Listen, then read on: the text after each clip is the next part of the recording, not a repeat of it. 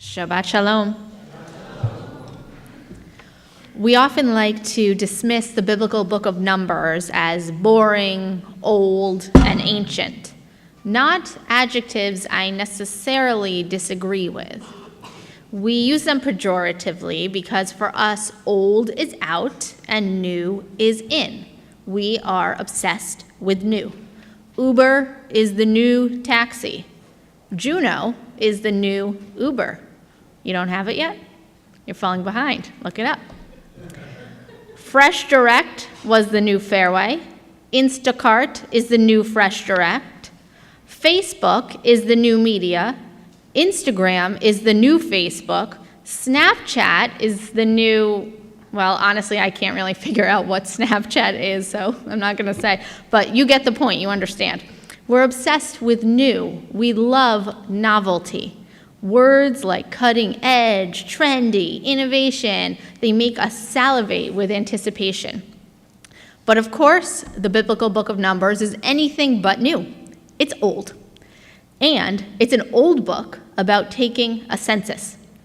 It's about other things too, including, but not limited to, ritual sacrifice, legal prescriptions, being lost in the wilderness, and other topics that don't necessarily have clear tie-ins to us on the Upper West Side.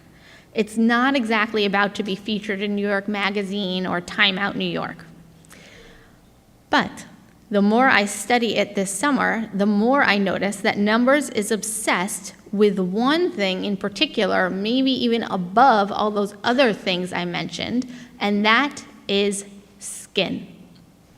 Skin disease, scaly skin, skin without blemish, skin covered in blemishes. You name it, the book of Numbers talks about it. It talks about skin as a sign of punishment, of skin as an indicator of morality or purity or lack thereof. It's all very romantic. It seems peculiar and outdated and antiquated and all of those other negative words that we like to use. But the more I think about it, the more I think that the ancients were onto something.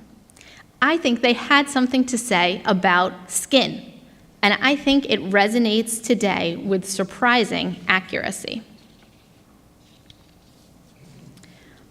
First, the ancients were right.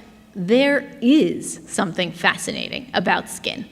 What is this magical substance that houses humans? What do we make of this thin outer layer that covers our rich inner core? It's filled with paradox, right? It protects our organs and our fragile bodies from harm, yet skin itself is perhaps one of the most frail substances of them all. I see some doctors in the congregation tonight, so after you can tell me, what is this skin? Second, Torah is right. Skin tells our story. If you have a tattoo of Numbers, say right here, that tells your story, your generation, your history. A quick glance at someone's forearm tells it all. But if you have, say, a tattoo of the Hebrew word chai or Magen David on your upper back, that tells a very different story. If you have that, you are a much different Jew of a much different generation. I remember I once joked with a classmate of mine many years ago that my husband and I had matching lower back tattoos. We don't. But the conversation with that classmate was interrupted, and I never got to tell my classmate that I was being facetious. There is actually somebody out there who thinks that this is true, but at this point, I can't remember who the person is, so I'm never able to correct it. You know what? It really bothers me. And it bothers me because skin is a marker of our identity. There's someone out there who believes that I'm something I am not. The simplicity of skin reveals everything. Your culture, your generation, your class, your age. Skin reveals it all. And every scar on our bodies tells a story. Like the scar that I have right here that I got downstairs in the women's organization when I was trying to hold a Havdalah candle up for 40 young children. I learned a lot that day. What are your scars? What story does your skin tell? Every stretch mark, varicose vein, every wrinkle tells the tale of an earned life experience for us. Are your hands smooth, or are they hardened from physical labor? Is your skin stained with evidence of too much time in the sun? Was it worth it? Have you felt the uninterrupted smoothness of the bottom of a newborn baby's foot lately? It's like nothing else in the world. That's its own story. Every burn mark, every crack, everything gives us away, and I sort of like that. Torah was right. Skin does tell the story of who we are on the inside. We like to dismiss the Bible as archaic, but really, we are still preoccupied with skin. We just talk about it differently. And we talk about it all the time. Recently, there was a video clip of a weather reporter giving the forecast on TV. On live television, her producers handed her a sweater to cover up, interrupting her report. Apparently, she was showing too much skin, according to her producer. An eruption of comments poured out from this very short, not even 90-second clip.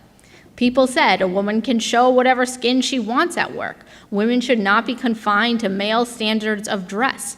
By wearing minimal clothing to do her job, she was making a feminist statement. On the other hand, people claimed by presenting her semi-uncovered skin in a professional space, she was hurting the feminist cause. She was placing her body before her craft. Whatever you think, it was this issue of skin that released a firestorm of fury. Skin was distracting and magnetic, same as in Torah. We are still thinking about it and talking about it all the time. Or try this for another example. I was walking in Jordan once. I saw a woman in a black burqa with black gloves, black shoes, and a black veil covering the tiny slit pierced in the fabric for her eyes. She was being led around by who I assume was her husband, probably because I don't think she could actually see. Not enough skin, I would say, in that case. Remember when a few years ago the burqa became an object of fixation, judgment, and intrigue in the West? There was a frenzy of commentary because the act of covering the skin is also quite controversial. We're still talking about it. We can't actually get away from it. And of course, this country in particular suffers from what I'd like to call epidermal preoccupation.